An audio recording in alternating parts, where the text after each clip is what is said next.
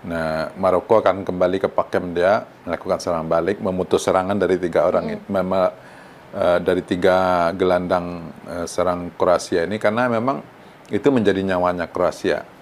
Nah, tapi Amrabat lagi.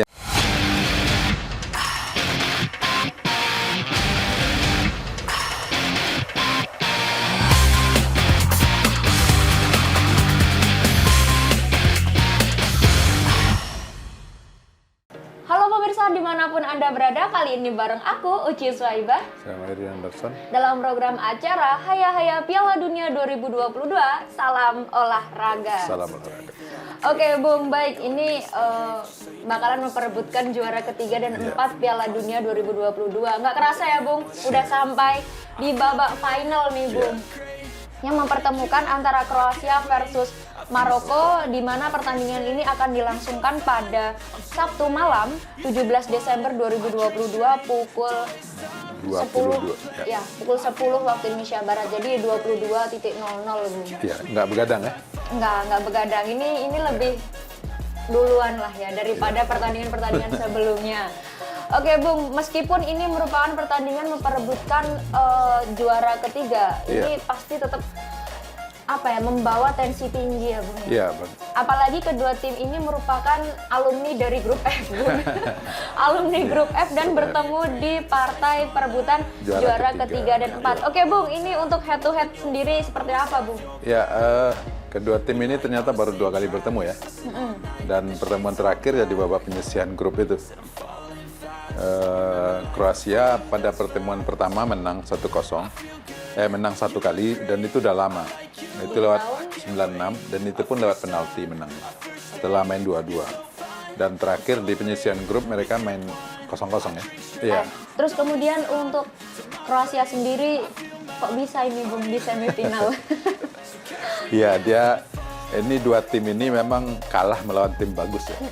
Kroasia kalah lawan Argentina, Maroko kalah lawan Prancis. Kalah pun terhormat mereka. Kalah terhormat ya, memang ini. Tapi terlihat dalam 2 pertandingan semifinal yang membuat 2 tim ini kalah. Ini kedua tim bermain tidak seperti biasanya. Maksudnya dia terjebak sama taktik tim lawan menurut saya.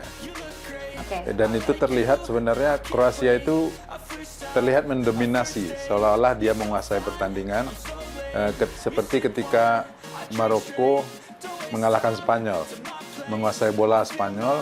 Yang ini Kroasia menguasai bola, tapi Argentina mengambil gol dengan melakukan serangan-serangan balik yang tajam. Golnya 3-0. Golnya 3 lagi.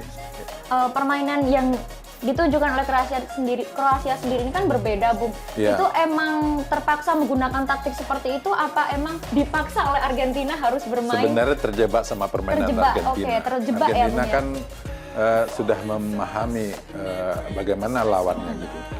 Artinya bagaimana kecenderungan lawan, dia akan melakukan cara yang berbeda untuk mengalahkannya. Nah, ini mirip dengan ketika Prancis mengalahkan Maroko. Maroko biasanya bertahan, membiarkan tim lawan menguasai bola. Nah, cara ini digunakan Prancis menghadapi Maroko. Maroko membiarkan Prancis membiarkan Maroko malah menguasai bola. Dan ini kan bukan hal biasa bagi Maroko. Artinya ketika dia mengalahkan Portugal, Spanyol, Maroko membiarkan lawan dengan penguasaan bolanya, kemudian sesekali menyerang.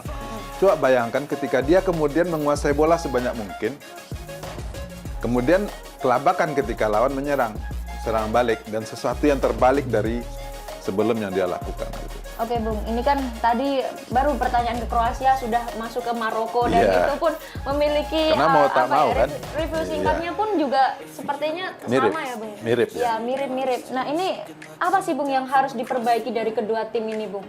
Pasalnya ini kan memiliki permasalahan yang sama Bung, di mana taktik mereka diduplikasi kan, oleh Argentina maupun Prancis. Nah, ini apa Bung yang harus diperbaiki dari Kroasia sendiri dan Maroko?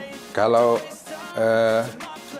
Kroasia saya melihat kreativitas pelatihnya harus lebih ya. Dia tidak tidak monoton dengan skema yang sama, dengan tim yang sama.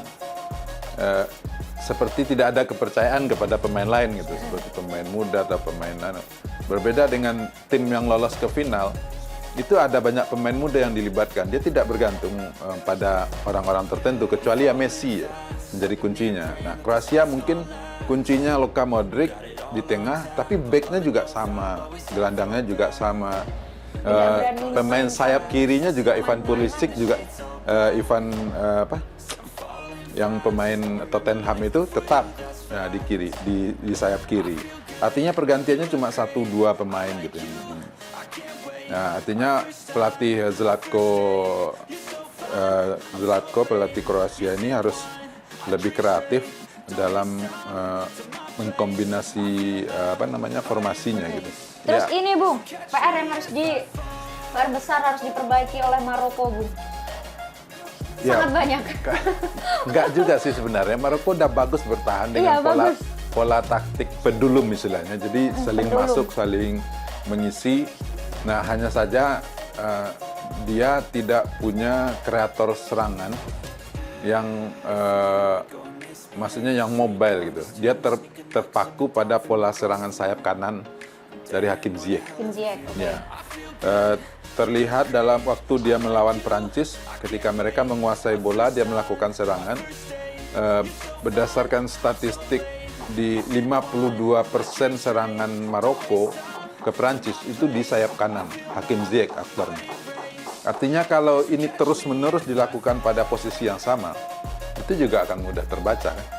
Apalagi di posisi kanan lawan sudah menempatkan back yang juga memahami cara kerja Ziyech. Oke Bung, ini kemarin pokoknya intinya banyak sekali evaluasi dari kedua tim ini ya Bung ya. Terutama taktik dan juga taktiknya mudah terbaca dan juga harus ada opsi lain untuk bermain lebih variatif. Lebih kreatif ya. Iya. Oke, baik. Ini merupakan pertandingan Kroasia versus Maroko yang mana akan menjadi pertandingan yang seru ya Bung. Seru, saya yakin seru. Oke, baik. Nah, ini mungkin pertanyaan terakhir. Siapa yang lebih diunggulkan Bung pada pertandingan kali ini? Ini berat ya.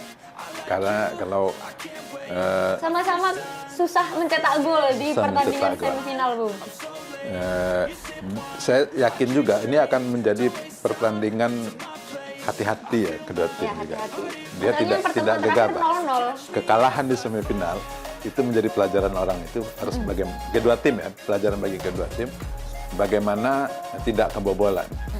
Kemudian meminimal bermain terbuka. Artinya bagaimana mereka mematikan kemudian kedua ini kan sudah pernah bertemu pada turnamen yang sama dengan pemain yang sama. Artinya sudah saling mengenal ya. Artinya pada pertemuan pertama di penyisihan Maroko boleh disebut berhasil mencegah Kroasia. Tidak mencetak. Berarti yang bertahan Maroko ya, Bung? Maroko bertahan. Nah, kita akan lihat seperti apa. Dan Kroasia pasti sudah belajar juga dari pertemuan pertama. Oh, Maroko begini cara mainnya. Kita harus bagaimana? Nah, jadi peluang kedua sih 50-50 menurut saya. Ya, ada kemungkinan lewat adu penalti pemenang di sini. Oke, Bung. Ini kan tadi sama-sama lebih sering bermain bertahan. Nah, apakah siapa Bung yang bakal bermain lebih terbuka di? Saya kira Kroasia lebih terbuka deh. Dengan trio Brozovic, Modric dan Kovacic ini akan mengendalikan permainan. Nah, Maroko akan kembali ke pakem dia, melakukan serangan balik, memutus serangan dari tiga orang ini, dari tiga gelandang serang Kroasia ini karena memang itu menjadi nyawanya Kroasia. Nah, tapi Amrabat lagi yang akan menjadi kunci, akan melakukan intercept apa tidak dalam pertandingan ini. Apakah keberhasilan itu? Pemainnya paling konsisten di mana? Dia juga yang menjadi kunci dari pemutus serangan lawan. Dia yang itulah yang istilahnya di posisi free man itu. Dia bebas bergerak, memutus serangan dan mengisi ruang kosong ketika pemain Maroko lain maju untuk mengejar bola atau dia yang menutupnya. Dia belum tergantikan ya, Bung? Sejauh ini belum. Tapi yang dikhawatirkan adalah kelelahan. Ya, kelelahan karena kedua tim bermain, Kroasia sudah bermain duluan, sementara Maroko baru bermain, hanya jeda istirahatnya pendek. Khawatirnya itu stamina. Oke, baik. Ini bakal menjadi pertandingan yang cukup seru ya, Bung ya. Iya. Yang akan mempertemukan Kroasia versus Maroko, perebutan juara 3 Piala Dunia 2022 yang akan dilangsungkan pada Sabtu malam, tanggal 17 Desember 2022 pukul 10 waktu Indonesia Barat. Oke, Bung, terima kasih atas pembahasan singkat terkait Kroasia versus Maroko. Jangan lupa saksikan bagi kalian pendukungnya Kroasia ataupun Maroko masih ada di podium ketiga. Oke, aku Ciswaiba. Saya Mary Anderson. Pamit undur diri. Bye-bye.